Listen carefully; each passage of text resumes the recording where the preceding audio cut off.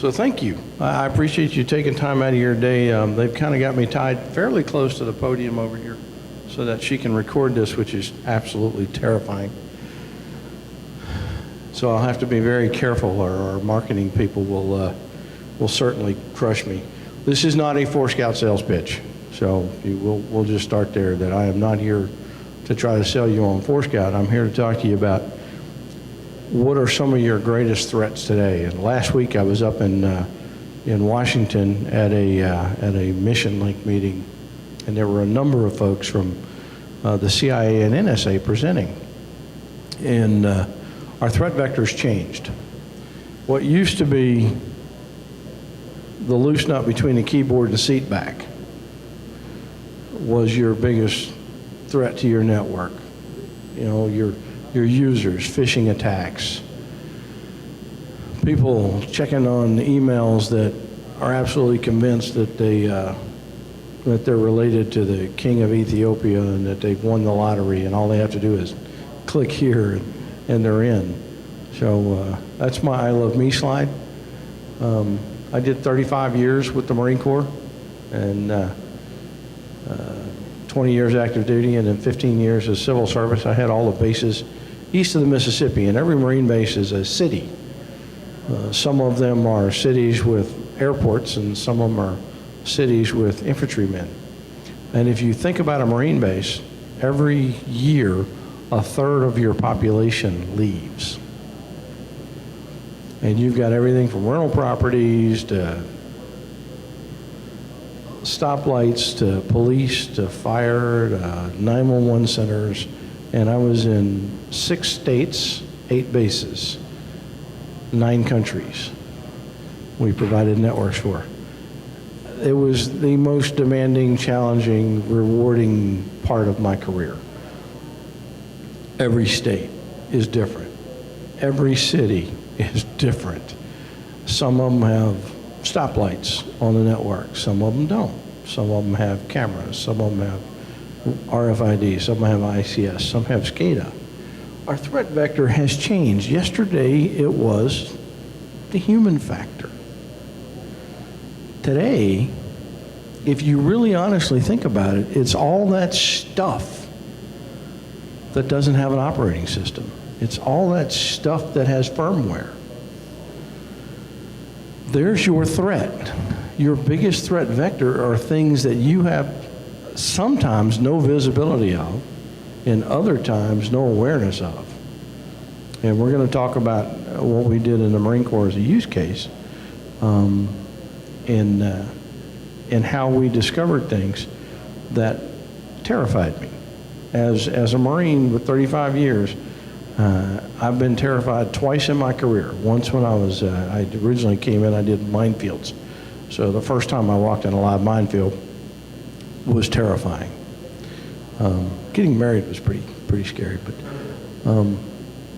the second time was when I got a report that showed me there were 6,000 things on my DoD network that I did not know were on the network.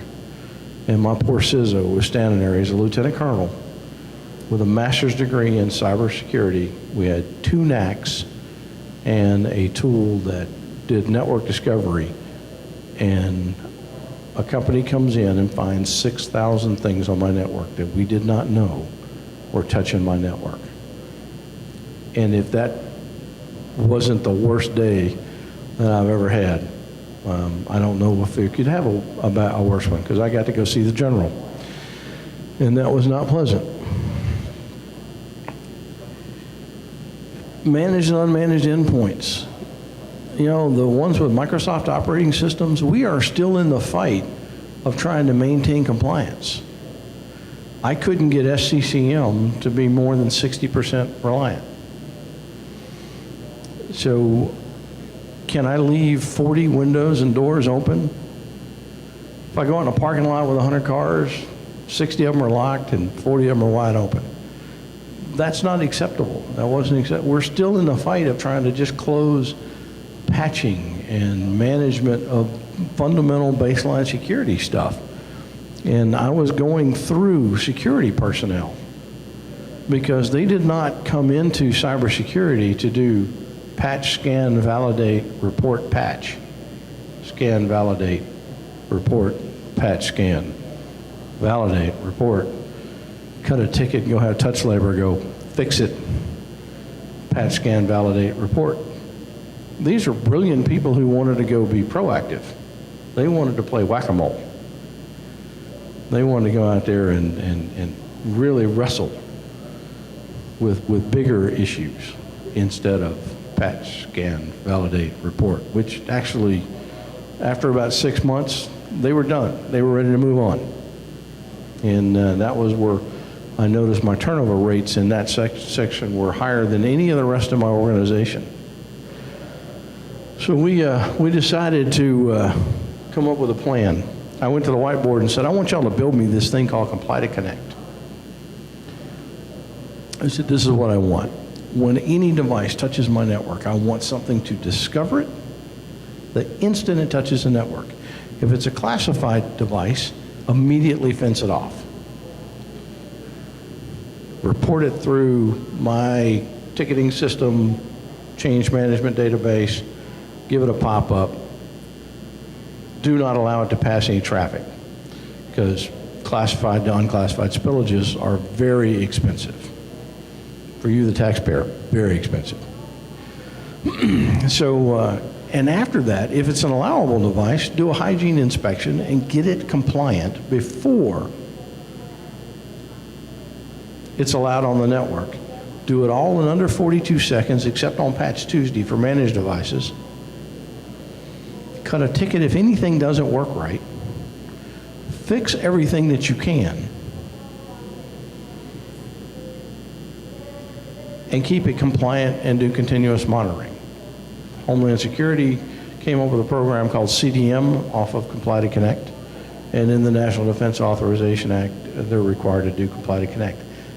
My staff looked at me. I had some of the smartest engineers I could grab. They looked at me and said, you have lost your damn mind. I said, you're right.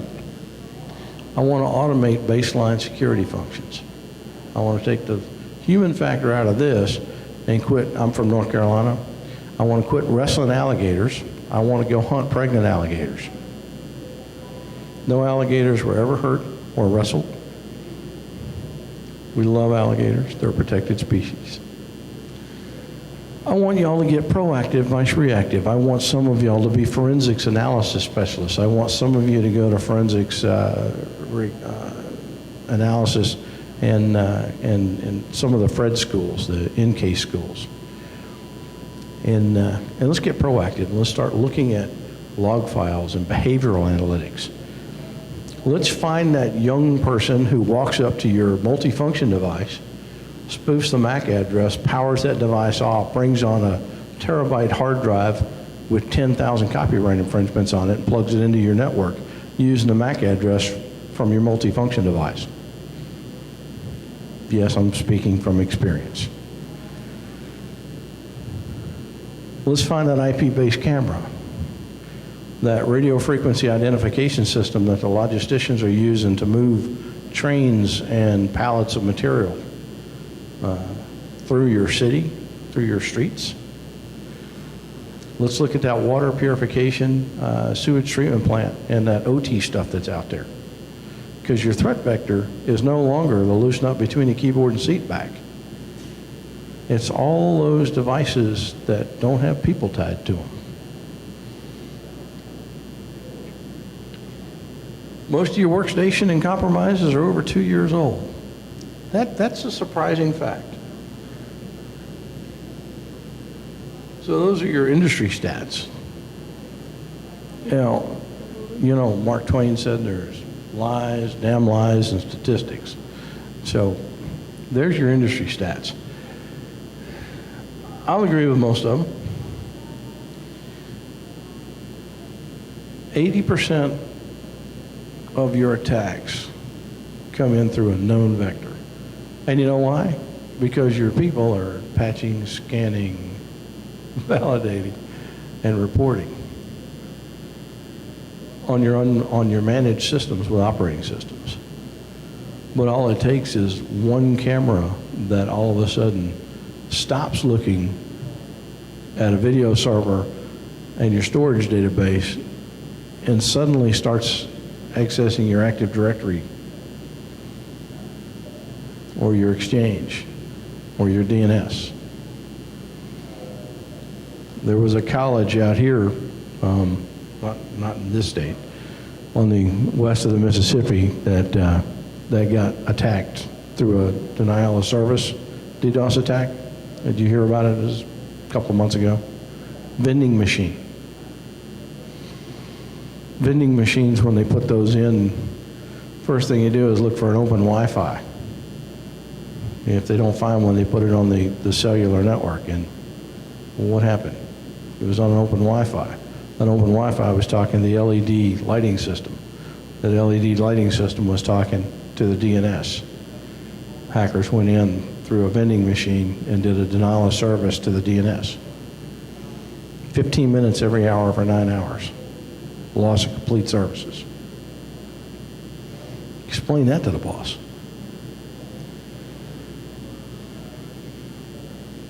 Your desired state is always complete visibility, and this is, the Forescout pitch. We went through every solution on the market, only found one that required no agent, only found one that discovered every IP device on the network the instant that it touched the network, classified it, gave you the ability to do a hygiene inspection, and gave you the ability to take actions. It's all great if somebody comes in and says, this is bad, this is bad, this is bad. It's a whole lot better when something comes in and says, this is bad and this is what I can do to fix it. Or you can say, automatically remediate. Cat 1 vulnerabilities, a system comes online, has a Cat 1 vulnerability, it says, hey, your antivirus malware is not up to date, you're not talking to EPO server, your HPSS isn't running, this agent isn't running, and you look at some of these systems, they got 20, 30 agents running on them. It can check, make sure all your agents are running. It can reload the agent. It can make sure that agent is talking to the right back-end servers that is configured correctly. You can keep stats. One of the stats that we kept that we found out about in a kind of a second and third order impact was if we went to a machine 3 times in a 6-month period, I spent more in touch labor than it would have cost to re-image the machine or refresh it if it was due for refresh. Now, do you think that that young person who goes out every week and touches this machine to patch it is going to go back and go, if we re-image it, I'm not going to touch it every week. And if we do that with all those machines I'm not touching, you won't need me in 6 months. No. He's going back going, hey, I got 40 tickets. I got to go close these tickets. I'm going to go touch all these machines. I'll be right back.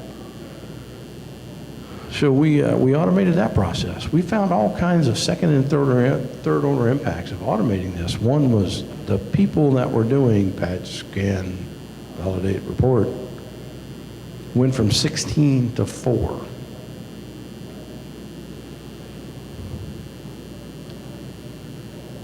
Four people became forensic specialists, and they became application portfolio managers, and they became the folks that were doing our proactive work, looking through log files, looking for the, if you lock your doors or open your windows, turn on your car alarm, 99.9% of people are going to walk by your car and never go near it.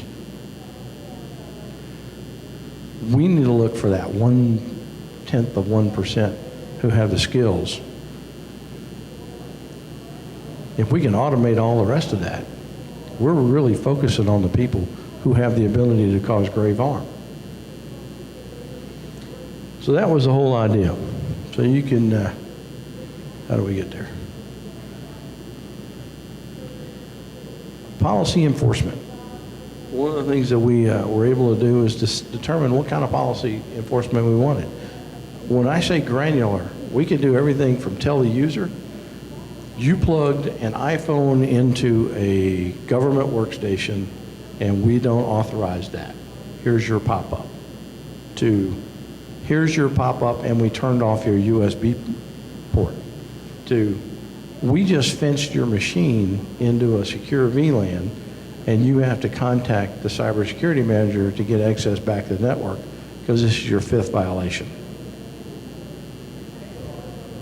You can go as limited to as far as you wanted to go with it, with the policy engine. Determining the level of acceptable risk. We don't just determine the level of risk for the machine and the systems that are running on the machine. You also have to determine the level of risk on the employee, the person, the people factor. You get that one person who spends 8 hours a day learning how to do wheelie stands on their motorcycle, eating up all your bandwidth on YouTube and downloading viruses, and you know that their job doesn't, that's not what their job is. You warn them. Automated warning. Here's your first shot. Don't do this again. A couple of weeks later, they think you're not watching, they do it again. You warn them and you notify their supervisor. Inevitably, 6 months later, that same person, and I'm telling you, sometimes there's just no patch for stupid. You shut them off a network. And you just tell them, you're no longer an acceptable risk to my network. However, in order for you to do your job, you typically access this, and this. You can go there. You can't go anywhere else. Have a nice day. They'll be in your office begging for access in hours. It's amazing. You have to be careful with that, though.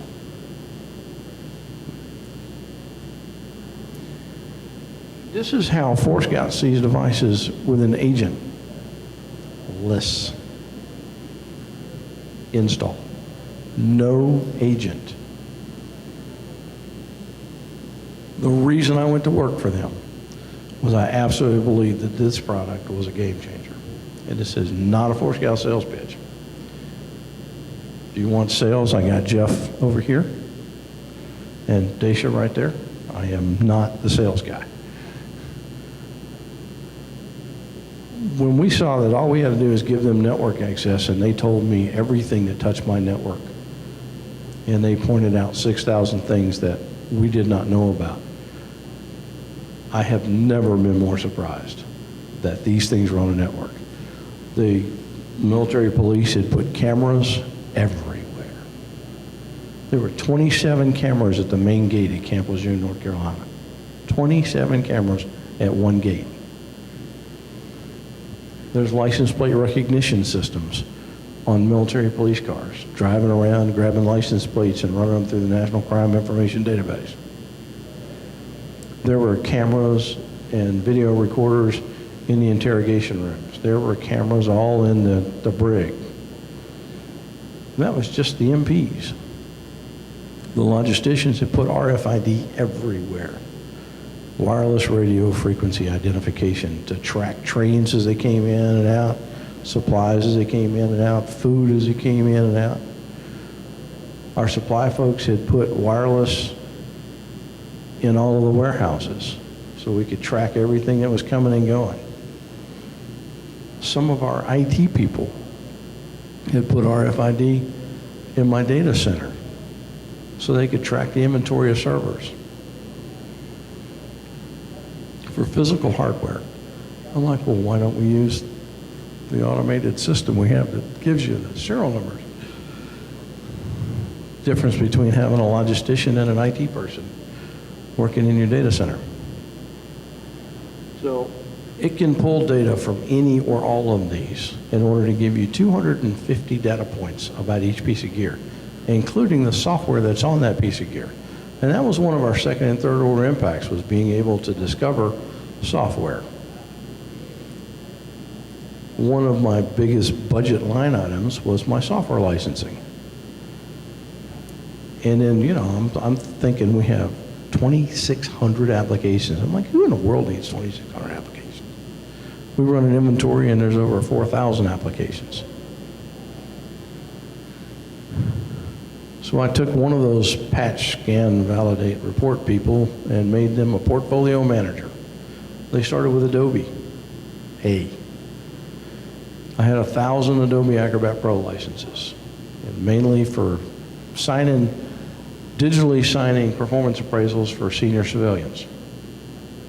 That was a union requirement, and that's what we used. $268K a year for 1,000 licenses. Report came back, they'd been used no more than 3 times a year, never more than 90 in use at one time. And it was $268,000. And every September, my Adobe guy would come in there with his hand out, excited and want to take his check for $268K. And he came in there and I said, I'm not doing it. I'm not doing it anymore. I will find another way. He says, well, why don't we stand up a lifecycle server, put 200 floating licenses on it, and that'll run you about $35,000 a year. I'm like, what? He goes, it'll save you $225K. I'm like, why didn't you tell me that 5 years ago? He goes, you were paying me $268,000 a year. First application put almost $250,000 back in my software budget. Because we got proactive. We started looking. Started trying to find out what are those things that are, where are those alligators at? Where am I spending money that I didn't need to? That ain't gonna work. So we have a perfect storm of the cyber threats. If you think about all the things that are on your network, even at home, when 5 years ago, I had a laptop on my network at home, wireless, and then I got a wireless printer. Now, I've got Alexa, Ring doorbell, 5 or 6 lights, 2 Roombas, R2-D2 and C3PO. My humidor for my cigars is on the network. I just bought, a month ago, I'm very proud of it, that I was able at my age to finally buy one, a BMW M4 hardtop convertible. It's connected to my cell phone. I know where it's at all the time. I can turn it on, I can let the top down, I can put the top up with my cell phone. I was a certified ethical hacker. I went through all that as part of my DoD career. It took me about 10 minutes to hack my car. So now I'm scared to use my own car. I was driving down the road and somebody shut the engine off or decided they want me to go faster. A little hard to explain that because I already drive way too fast. All these things are on the network, and all these things can be compromised. And that's just in your house. Think about in your office spaces. All that OT stuff. They are installing Forescout across the entire postal system right now, as they found out the mail sorting machines are actually on the network. And have been on the network for years and years and years.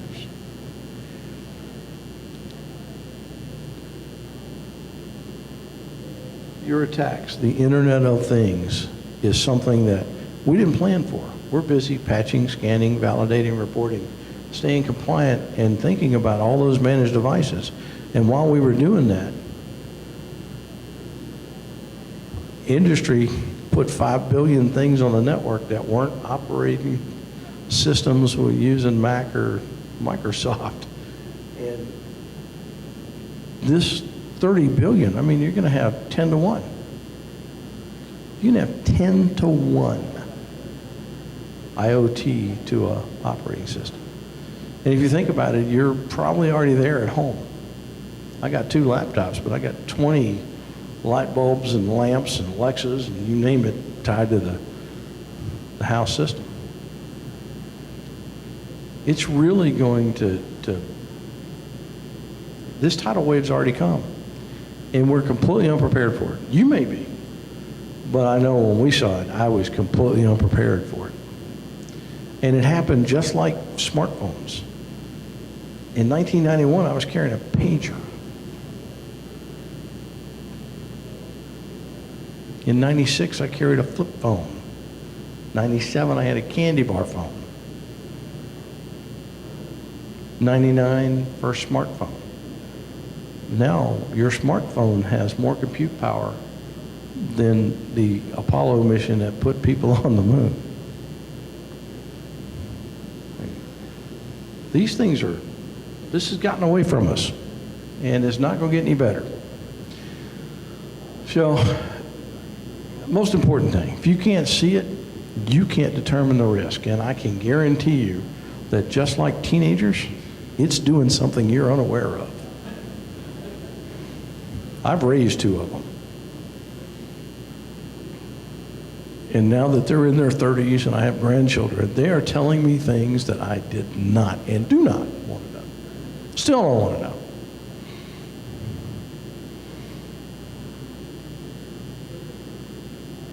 If you can't determine the risk, it's going to bite you. It is an alligator already in your pond. And I have heard all over the world that it's not when you get hacked, it's you've already been hacked. You've already been compromised somewhere, somehow.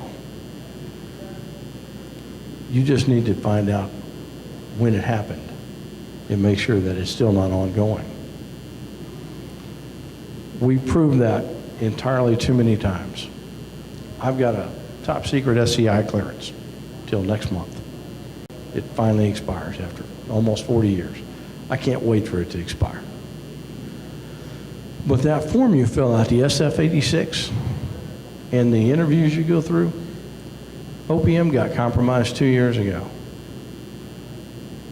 Somebody knows more about my family than my wife does.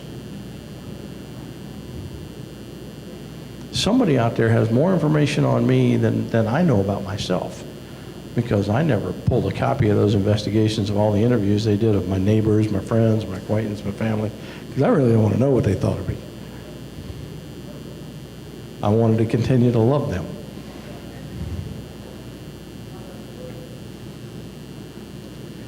Something as simple as doing some automation gives you a whole lot of return. A whole lot of return. I'm looking at my time. I'm doing good on time.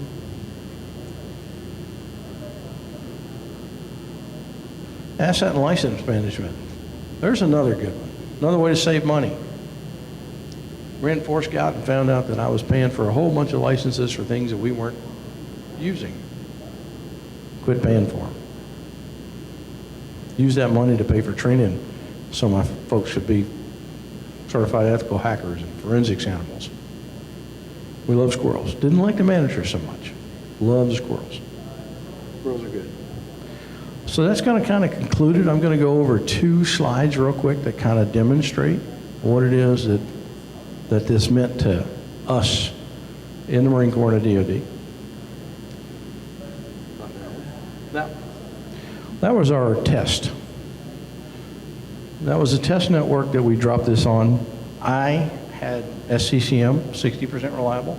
I added IBM BigFix because I had so many proprietary programs of record and so many unique configurations that ran my systems that SCCM was only 60% reliable. So I dropped BigFix on top of it. So in my test network, you can see I did 1,100 machines, and in 24 hours, I was 99.64% compliant from an average of 60 in 24 hours. So after I got done looking at the Forescout and the IBM guys, I went, yeah, I'm not completely buying off on this, folks. Let's drop it onto the big network. So they did. 26,310 systems, 99.165 in 24 hours.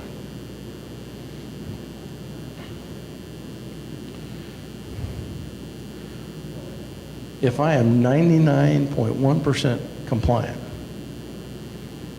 I'm only looking for 1% of bad guys. And that was a win. So I have a real quick, I want to say thank you to you, all of you who serve your cities, your counties, your states.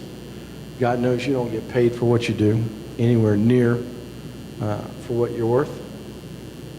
And your desire not only to serve, but to continue to serve makes guys like me feel a whole lot better about living in the places that we do. So I really appreciate that. And I have a couple of moments, just a couple of moments for questions. If you have any questions, I'd be happy to take them. And I'm really friendly, I swear. Well, in that case, for those that don't know it, we have somebody who's fairly famous in the room. And I will not bust her or her husband out right now, but her husband is a Jack Nicholson, just an absolute mirror image lookalike, just absolutely amazing. I've never been more impressed in my life. Of course, I'm from the other side of the country, so the most famous person I ever see is General Mattis, and he's scary. So thank you again for all your time today.